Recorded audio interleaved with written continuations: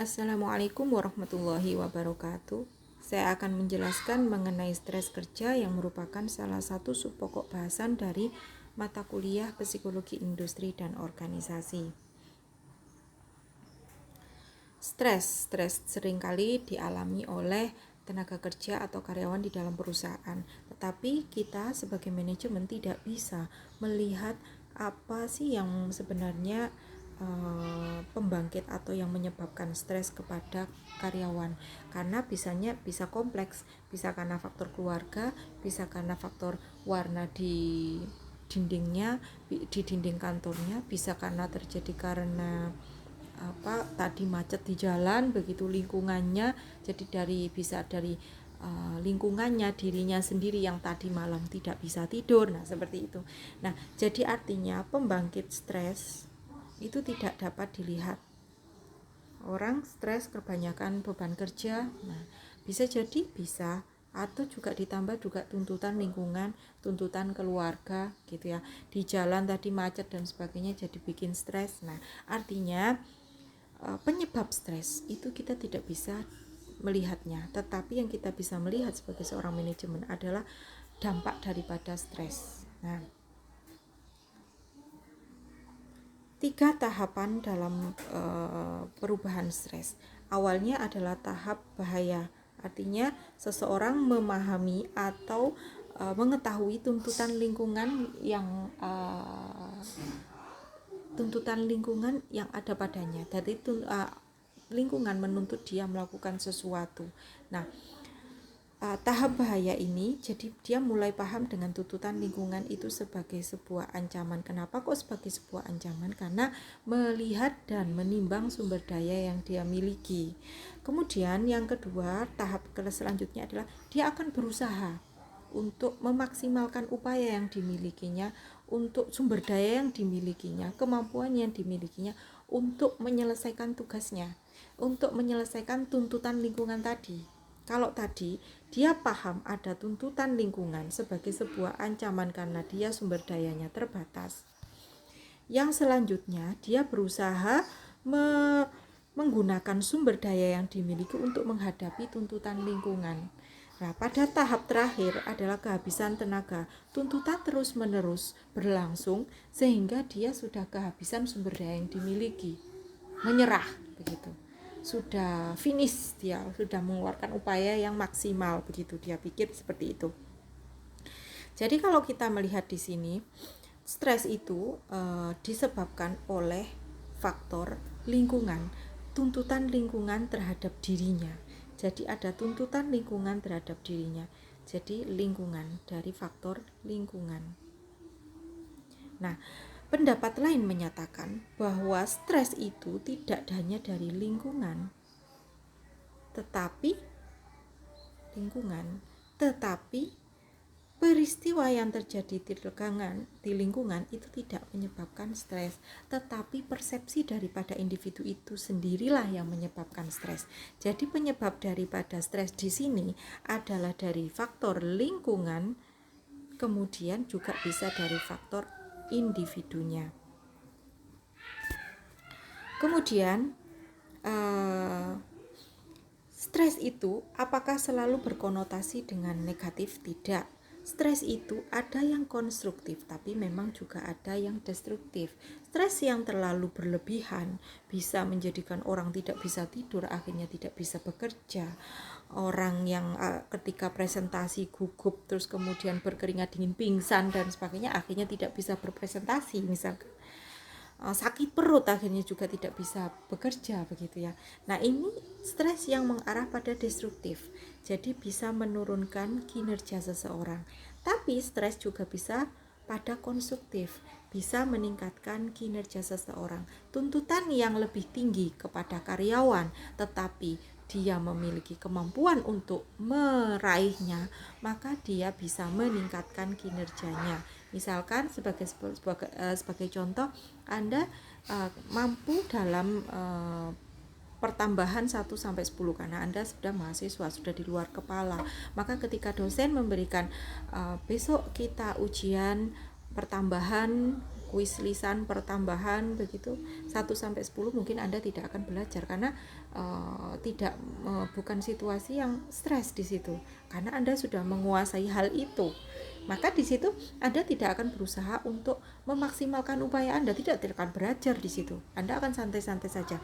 Berbeda ketika dosen menyatakan besok kita akan ujian kuis materi hari ini atau materi kemarin, Nah, ketika itu maka Anda akan berupaya untuk membaca, belajar dengan giat. Karena apa? Karena Anda belum memahami itu, belum memiliki kemampuan untuk subpokok bahasan tadi. Jadi stres yang diberikan karena tuntutan yang lebih tinggi daripada kemampuan Anda akan menyebabkan stres. Nah, di sini bersifat membangun karena bisa menurunkan kinerja. Jadi stres itu tidak selalu berkonotasi dengan negatif, tetapi stres itu diperlukan untuk bisa sebagai misalkan air itu biar beriak atau bergelombang, jadi biar tidak tenang-tenang saja, tapi perlu di dalam organisasi perlu juga dibuat situasinya yang stres, yang memicu karyawan untuk bisa meningkatkan kemampuan yang dimilikinya sehingga bisa meningkatkan kinerjanya, gitu ya. Kemudian ini tadi sudah ya, tanda-tanda tidak bisa tidur dan sebagainya. Nah, tanda beban berlebihan. Jadi orang yang stres itu karena bisa karena terjadi karena lingkungan tadi, ada juga karena faktor internal individu itu sendiri. Karena faktor lingkungan misalkan, karena tanda sebuah karena faktor lingkungan dan faktor individu bisa menyebabkan stres.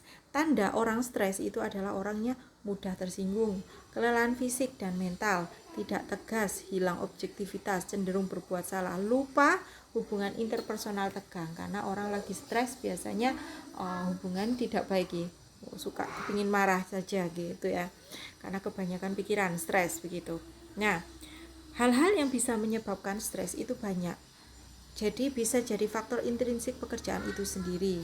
Jadi contohnya pekerjaannya, nah ini bising, pekerjaan itu bising, terlalu bising, terus kemudian pekerjaan di tempat kerjanya kotor, pekerjaannya ada getaran, misalnya ada dia menggunakan alat bor yang bergetar seperti itu ya, sehingga mempengaruhi dia, juga mempengaruhi tingkat stresnya begitu nggih. Tuntutan kerja shift malam ya, itu juga bisa menyebabkan stres karena orang kalau tidak biasa shift malam kemudian harus shift malam, maka biasanya paginya dia kesehatannya kurang baik gitu ya. Kemudian yang selanjutnya adalah peran individu di dalam organisasi. Konflik peran juga bisa menyebabkan stres. Contohnya misalkan saya seorang dosen, saya juga punya peran sebagai seorang ibu, tapi di sisi lain saya juga ada peran sebagai pendidik begitu ya. Ketika saya harus ngajar, namun anak saya sakit. Nah, seperti itu. Nah, itu ada konflik peran di situ. Kemudian karena peran sebagai ibu dan peran sebagai dosen di situ. Pengembangan karir yang tidak jelas di dalam perusahaan juga bisa menyebabkan stres. Nah, hubungan dalam pekerjaan yang kurang baik bisa menyebabkan stres. Hubungan dengan atasan yang kurang baik, berseteru dengan teman kerja juga bisa menyebabkan stres. Struktur dan iklim organisasi yang tidak menunjang di dalam organisasi, tidak memberi kebebasan untuk mengambil keputusan, itu juga bisa menyebabkan stres jika orang itu adalah orang yang suka bisa mengambil keputusan begitu ya, berkepribadian tipe Y gitu ya, yang suka dengan tanggung jawab, suka dengan tugas, tahu mengerti tugas dan kewajiban dan sebagainya. Tuntutan dari luar organisasi juga bisa menyebabkan stres. Misalnya istrinya marah-marah karena kurang gajinya begitu. Nah, itu juga bisa menyebabkan stres. Ciri daripada individu itu sendiri juga bisa menyebabkan stres. Apa itu? Orang yang introvert, cenderung orang yang pendiam itu memiliki stres yang lebih tinggi dibanding dengan orang yang ekstrovert. Nah, penjelasan tadi bisa Anda baca di bawah ini. Oke. Jadi tadi faktor intrinsik dalam pekerjaan, vibrasi, peran individu di dalam organisasi, ada peran pribadi, kemudian pengembangan karir, juga takut kehilangan pekerjaan, itu juga bisa menyebabkan stres. Hubungan yang baik bisa menurunkan stres, hubungan yang tidak baik bisa meningkatkan stres. Struktur dan iklim organisasi juga akan bisa meningkatkan stres kerja. Kurang berpartisipasi, tidak memberikan partisipasi di dalam pengambilan keputusan, itu juga bisa menyebabkan stres. Tuntutan dari luar, misalkan lingkungan sosial benturan dengan lingkungan pekerjaan. Tadi misalnya tuntutan dari lingkungan keluarga misalkan. Nah, ciri kepribadian tadi sudah saya jelaskan. Kalau ekstrovert akan memiliki stres kerja yang lebih rendah dibanding introvert. Jadi introvert stresnya lebih besar daripada ekstrovert, begitu ya. Tipe A dicirikan dengan agresif, bergelut dengan waktu. Stresnya lebih tinggi daripada tipe B yang cenderung santai, tidak selalu dikejar waktu. Jadi tipe A yang selalu tipe yang selalu dikejar waktu, dia memiliki stres kerja yang lebih tinggi dibandingkan dengan orang yang nyantai gitu ya, kayak nggak punya target begitu, itu nggak stres orangnya. Jadi ambang stresnya itu tinggi. Kalau misalnya tipe A itu ambang stresnya itu rendah. Jadi kalau introvert atau orang yang cenderung pendiam atau cenderung menutup diri, itu ambang stresnya itu rendah. Tapi kalau ekstrovert, dia kalau misalnya ada unek-unek atau masalah, dia bercerita kemana-mana. Itu mengurangi stres yang ada pada dirinya. Artinya apa? Ambang stresnya itu tinggi. Jadi maksudnya ambang stresnya, jadi tingkat stresnya itu lebih lama untuk stresnya, dia lebih tinggi untuk dia bisa stres. Misalnya kalau misalnya untuk introvert itu angka 10 aja misalnya diurutkan dengan angka 10 saja dia udah stres. Tapi kalau ekstrovert mungkin 20 belum tentu stres dia. Karena apa? Ngoceh kemana-mana, ngasih tahu kemana-mana, jadi menghilangkan stres. Begitu juga dengan tipe A. Tipe A ambang stresnya juga misalnya itu 10 udah stres dia. Nah kalau misalnya tipe B itu karena dia nyantai 15 belum stres dia. Nah seperti itu nggih. Jadi itu ambang stres tiap individu bermacam-macam tergantung daripada ciri individu itu. Nah terus bagaimana seorang manajemen itu harus mengelola stres? Nah seorang manajemen cara mengelola stresnya itu tadi kan sudah kita lihat, saya jelaskan bahwa penyebab stres itu dari faktor lingkungan dan juga faktor individu. Tuntutan lingkungan yang ada pada dirinya atau juga dari individu itu sendiri. Nah, berarti sebagai seorang manajemen kita harus mencegah timbulnya stres, baik dari faktor lingkungan dan faktor individu harus dicegah. Kemudian meningkatkan ambang stres. Jadi yang tadi 10 dinaikkan ambangnya biar jadi 15, biar nggak mudah stres. Nah itu manajemen harus berusaha meningkatkan ambang stres, mencegah timbulnya stres, kemudian menangani stres kerja. Oke. Nah, terus bagaimana cara mencegah timbulnya stres, menangani stres, meningkatkan ambang stres, dan menangani stres? Nah, ini yang disebut sebagai manajemen stres.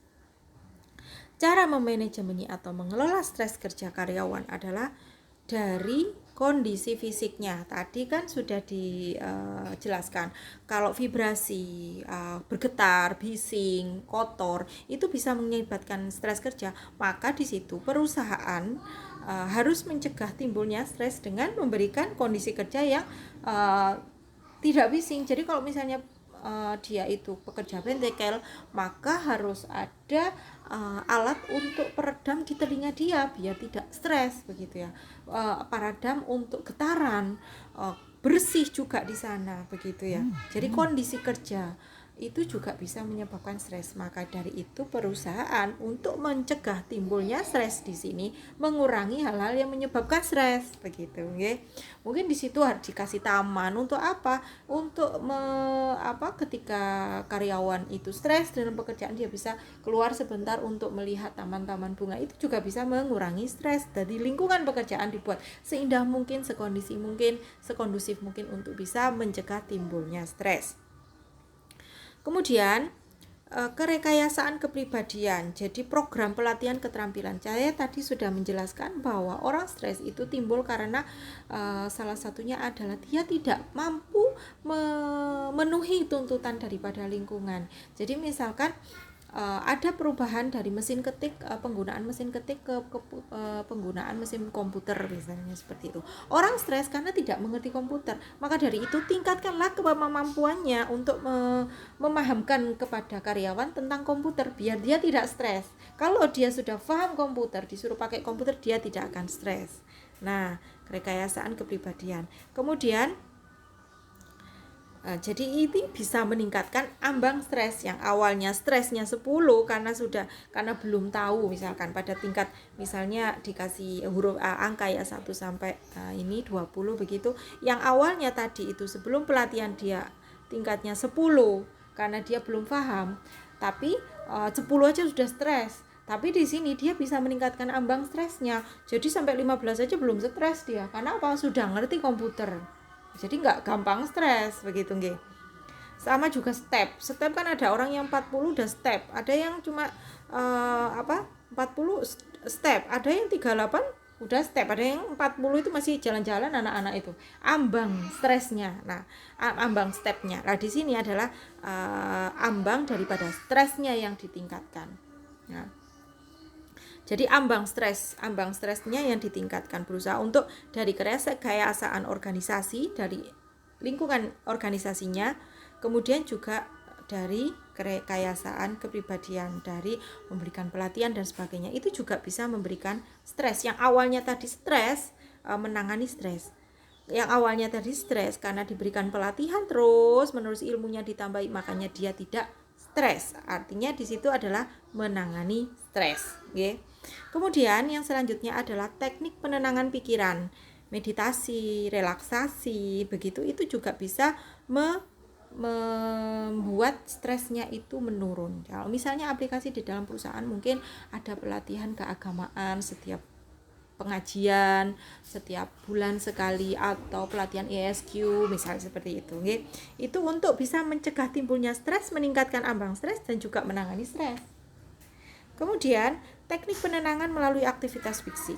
Ada berenang, berlari, badminton, misalnya olahraga pagi hari bersama-sama setiap hari Jumat begitu. Fitness bersama atau senam aerobik bersama setiap hari seperti itu dilakukan oleh seluruh karyawan. Itu bisa mencegah timbulnya stres, kemudian meningkatkan ambang stres menjadi lebih tinggi. Kemudian jadi artinya orang nggak gampang stres begitu ya.